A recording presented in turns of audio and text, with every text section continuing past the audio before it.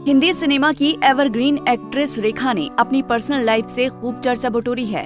कभी love affair तो कभी मैरिड लाइफ को लेकर हमेशा सुर्खियों में बनी रहती है। सालों पहले सिमी ग्रेवाल के शो में पहुंची रेखा ने कहा था कि वो अपनी लाइफ के बारे में किसी से कुछ छिपाती नहीं है और यही बात उनको सबसे अलग बनाती है। रेखा ने कई फिल्में की हैं और उनका करियर काफी सफल रहा, लेकिन वो प्यार के मामले में अनलकी रही हैं। बचपन में पिता का प्यार नहीं मिला, यंग एज में वो साथ नहीं मिला जिसकी हर किसी को चाहत होती है, और शादी की लेकिन पति का भी साथ नहीं रहा। रेखा ने कई इंटरव्यूज में अपनी पर्सनल लाइफ पर खुलकर बात की। एक बार रेखा सिमी ग्रेवाल के शो में आई तो उन्होंने एक्सेप्ट किया कि जब वो डिप्रेस रहती थी तब ड्रग्स और शराब का सहारा लिया करती थी। रेखा ने कहा था, मैं बहुत इम्योर यानी अशुद्ध महिला हूँ, मैं वासना से भी भरी हुई हूँ। मुझे पूछो किसके साथ, तो मैं कहूँगी कि अपनी जिंदगी के साथ।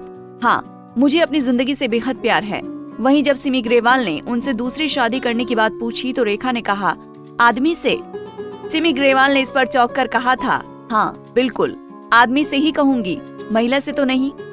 तो रेखा ने जवाब दिया था, क्यों, मैं एक औरत से शादी क्यों नहीं कर सकती? मेरे मन में मैं खुद से, अपने पेशे से और अपने चाहने वालों से शादी कर चुकी हूँ। रेखा का जवाब हैरान करने वाला था। ऐसा सिमी ग्रेवाल ने कहा था। रेखा हमेशा मांग में सिंदूर लगाती हैं। ऐसे में रेखा का एक किस्सा वो है जिसमें उन्होंने बताया था कि कैसे उनके पति मुकेश की मां उन्हें एक बदनाम एक्ट्रेस समझती थी। रेखा ने 1990 में दिल्ली के एक बड़े बिजनेसमैन मुकेश अग्रवाल से शादी की थी, लेकिन 7 महीने के बाद ही उनके पति ने आत्महत्या कर ली थी और कहा जाता है कि 3 महीने में ही दोनों की शादी टूट गई थी। वहीं दूसरी शादी विनोद मेहरा से की थी। कहा जाता है कि वो जब शादी करके विनोद के घर पहुंची तो उनकी सास उन्हें देखकर भड़क गई थी। कई रिपोर्ट्स में दावा किया गया कि विनोद मेहरा की मां ने रेखा को मारने के लिए चप्पल तक उठा ली थी।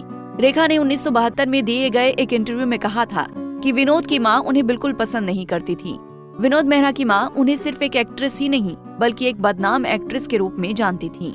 रेखा ने कहा था कि उनके लिए मैं एक ऐसी एक्ट्रेस थी जिसका अतीत खराब है, जिसकी इमेज बिल्कुल अच्छी नहीं है।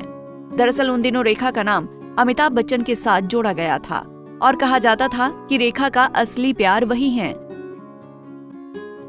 भले ही आज रेखा के पास सब कुछ है, लेकिन हमसफर पाने की उनकी चाह अधूरी ही रह गई।